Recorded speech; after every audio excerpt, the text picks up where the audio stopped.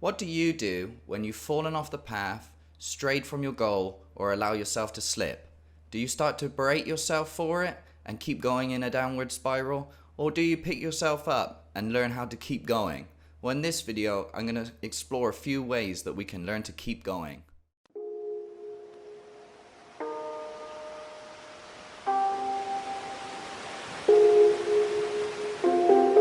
Hello everyone, welcome back to my channel. If you're new here, my name's James. I'm a British artist living and working in Taiwan. About 8 weeks ago, I challenged myself to post a YouTube video every week from then until the end of the year. It's been 2 weeks now since I posted a video, so I feel that I failed this challenge. I did make a video that week, but I decided not to post it. I'm not sure why. It didn't come out quite the way I wanted it to. It felt a little bit personal. I do think the message of that video was very strong and it was worth making the video, so I think I will remake that video and post it again.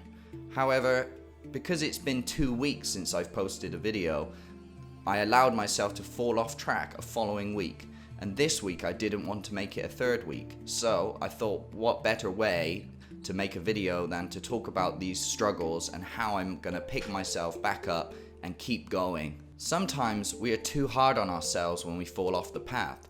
We start to beat ourselves up and berate ourselves. We need to learn to stop doing this and learn how to pick ourselves back up and keep going with our lives. I want to talk about how to keep going, especially when it's related to creative endeavors such as creating art or making videos. It's very easy for us when we slip off track to allow that to turn into another week or multiple weeks, which makes it harder to gain the momentum that we already had. We all stop making art, but we shouldn't give up completely. It's very easy for us to berate ourselves when we don't hit our goals 100%, but the truth is we're never gonna hit our goals 100%. The reason being is that goals should be challenging enough to push ourselves just out of our limits and our comfort zones, but not so challenging as to make us give up. If you don't hit your goal first time, that's okay.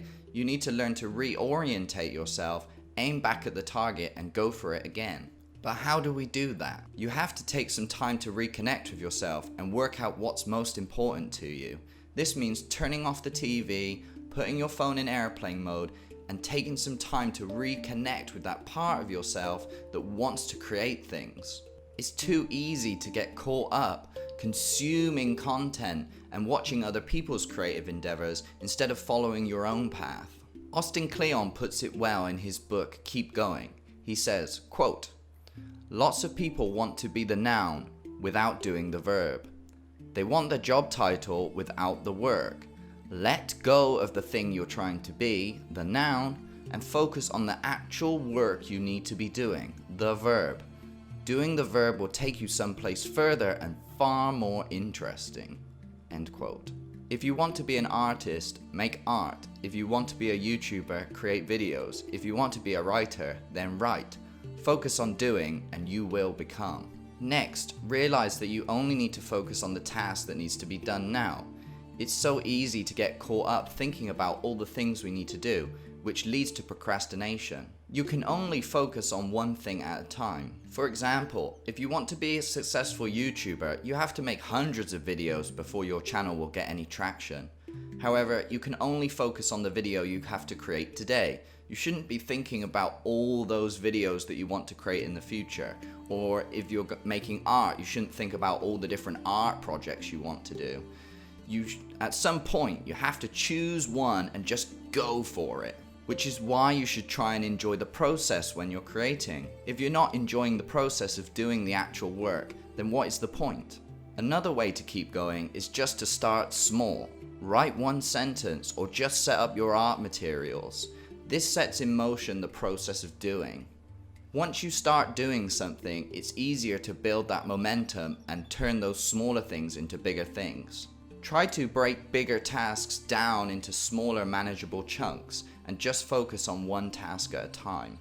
We often get overwhelmed when we think about all the things we need to get done. However, if we can accept the fact that we can only do one thing at a time, it becomes much easier to focus on our work. When we focus on our work, we don't worry about the next task on our list. We can just keep going. Finding the motivation to do things can sometimes be hard.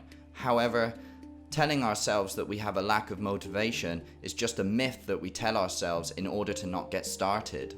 Start small and soon you'll have the motivation to keep going. I hope you enjoyed this quick video on how to keep going when you've fallen off the path. I do have more techniques I can share, however, I'm still getting used to presenting myself on camera. If you have any other suggestions or techniques that you use, feel free to share them in the comments below. If you enjoyed this video, please give it a like and subscribe for more content like this. Until next week, have a good week. Bye bye.